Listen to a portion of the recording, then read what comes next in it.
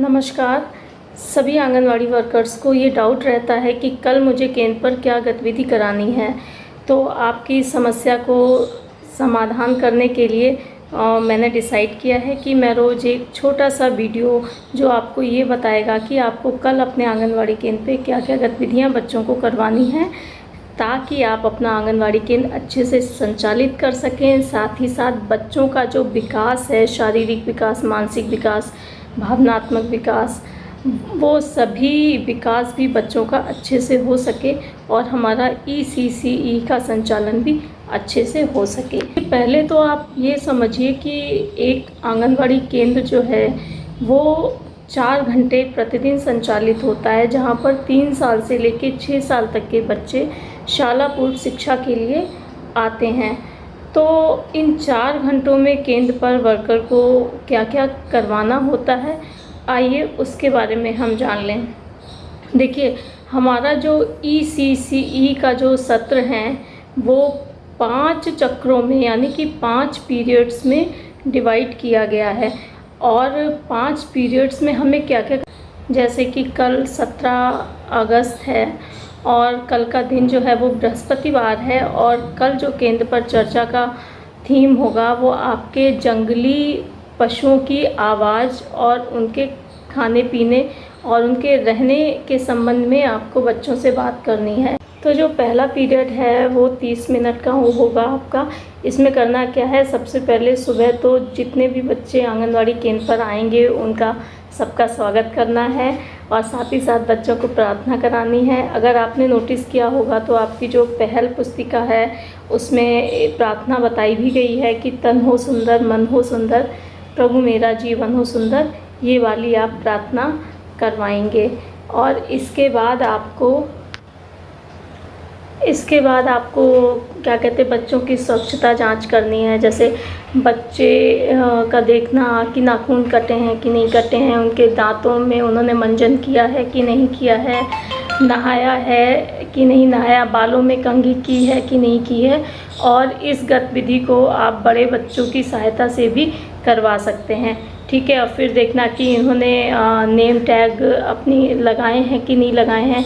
बच्चों की अटेंडेंस लेना है, बच्चों से उन कौन सा दिन है उस दिन, महीना और वर्ष के बारे में बातचीत करना है। यदि आपने केंद्र के कुछ नियम बनाए हैं, जैसे बैग कहाँ रखा जाएगा, चप्पल कहाँ उतारनी है, पानी की बोतल कहाँ रखनी है, तो इन नियमों को देखना। अगर आप रोज़ के रोज़ बच्चों के साथ कोई न्यूज़ या ताज़ा समाचार साझा करना चाहते हैं तो इस पर भी बात की जा सकती है। कैलेंडर पे बात कर सकते हैं ताकि बच्चों को दिन, महीना और वर्ष का पता चले। और भी कोई अगर आप थीम आधारित बात करना चाहते हैं तो आप वो बात भी कर सकते हैं। अब जो हमारा दूसरा पीरियड होने वाला है, हिंदी में इसको दूसरा सत्र कहेंगे, इसकी जो समय अवधि होगी वो 60 मिनट यानी कि 1 घंटा रखी गई है। तो गर्मियों में ये 8:40 से 9:40 और सर्दियों में ये 9:40 से 10:40 रहेगा। इस सत्र में 2 प्रकार की गतिविधियां आपको करानी है। एक तो स्वतंत्र खेल यानी कि बच्चा फ्रीली कुछ भी खेलना चाहे वो खेले, और दूसरा अवधारणाओं पर गतिविधि यानी कि कुछ आपने कॉन्सेप्ट्स ले लिए, उनके आधार पर आपको गतिविधि करानी है। अब ये करना कैसे है, यहाँ पर दूसरे सत्र में आपको 2 ग्रुप बनाने हैं। 2 ग्रुप में जो पहला ग्रुप हमारा होगा वो होगा 3 साल से 5 साल तक का, और जो हमारा दूसरा ग्रुप होगा वो होगा 5 से 6 साल तक का। बच्चों को इन 2 ग्रुप में आपको अलग अलग बिठाना है। तो जब आप क्या करेंगे कि पहले जो 30 मिनट हैं वो 3 से 5 साल तक के जो बच्चे हैं उनको खेल के लिए देंगे, मतलब फ्रीली जो वो खेलना चाहें वो खेलें। और इस समय में सहायिका बच्चों को ध्यान रखेगी और आंगनवाड़ी वर्कर क्या करेगी, जो हमारे 5 से 6 साल तक के बच्चे हैं उनमें कुछ कॉन्सेप्ट्स को लेकर उनके साथ बात करेगी, ठीक है। फिर आधे घंटे ऐसे करना है। फिर दूसरे आधे घंटे में क्या करना है, जो 5 से 6 साल के बच्चे हैं वो फ्री रूप से खेलेंगे जो भी उनकी इच्छा होगी, और आंगनवाड़ी वर्कर्स जो है वो 3 से 5 साल तक के बच्चों से कुछ अवधारणाओं यानी कि कोई भी वो विषय ले लेंगे, टॉपिक ले लेंगे, उनसे वो बात करेंगे। अवधारणाओं के विकास में क्या है, जैसे कि बच्चों की जो पांचों इंद्रियां हैं उनके विकास में जो सहायक गतिविधियां हैं वो हम करवा सकते हैं। जैसे कि रंगों की पहचान है, गंध की पहचान है, स्पर्श है, इन सब चीज़ों के बारे में बात कर सकते हैं। आवाज़ की पहचान है, धागे पर दाने बैठाना है, ये सब चीज़ें हैं। चित्रों पर दाने बैठाना है, ये सब काम हम लोग कर सकते हैं। हाँ, तो कल जो बृहस्पतिवार को सेकंड पीरियड में आपको करवाना है वो ये 3 से 5 साल के बच्चों को एक तो फ्री खेल करवाने हैं, और जो अवधारणाओं वाला हम बात बता रहे हैं उसमें क्या करना है, कम और ज़्यादा कॉन्सेप्ट को क्लियर करना है, ठीक है। और जो हमारे 5 से 6 साल तक के बच्चे हैं उनके लिए क्या करना है कि जो कॉन्सेप्ट है वो है क्रमबद्धता, यानी कि सीक्वेंस में चीज़ों को लगाना, जैसे कि बड़े से छोटा या छोटे से बड़ा, ठीक है। ये वाला बच्चों के साथ कल आपको डिस्कस करना है। और दूसरा बच्चों को स्वतंत्र जो खेल है, फ्री खेल 30 मिनट का, वो कराना है। तो ये हमारा सेकंड पीरियड कंप्लीट हो गया। अब हमारा आया है थर्ड पीरियड के बारे में जानेंगे। तो कल बृहस्पतिवार को थर्ड पीरियड में 3 से 6 साल के बच्चे को कॉमन बिठाकर आपको करवाना क्या है, ऐसी गतिविधि करवानी है जिसमें बच्चे के संपूर्ण शरीर का प्रयोग हो। जैसे कि आपको कल करवाना है कैलेंडर के अनुसार रस्सी के ऊपर कूदना। अब रस्सी के ऊपर कैसे कूदना है,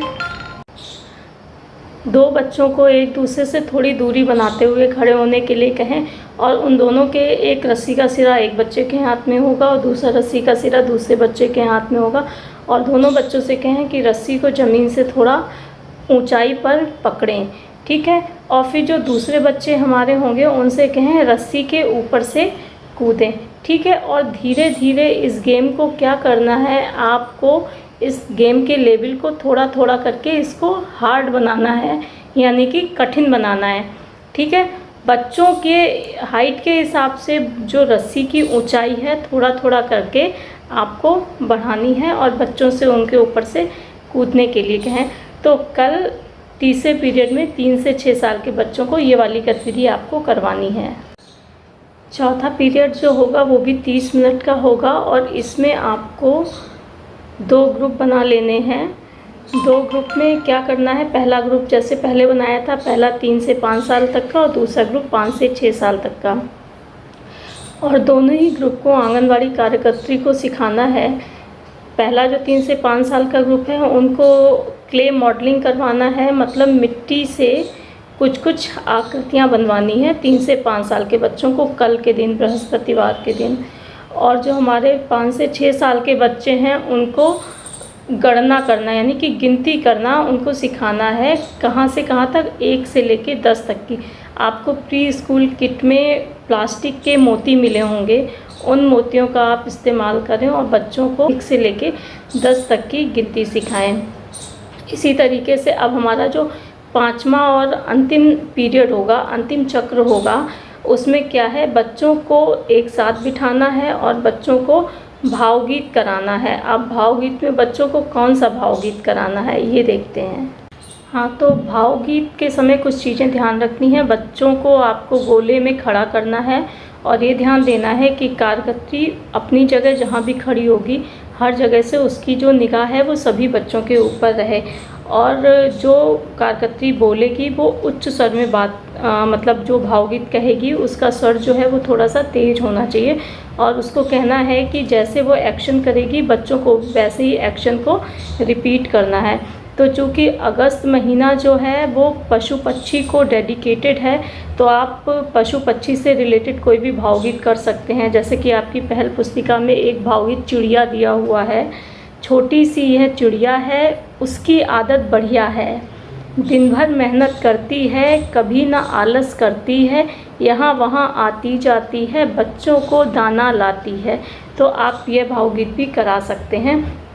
तो आपने देखा कि 5 पीरियड में आपका पहला, तीसरा और 5वां, ये 3 पीरियड जो हैं वो 3 से 6 साल के बच्चों को सामूहिक रूप से आपको पढ़ाना है।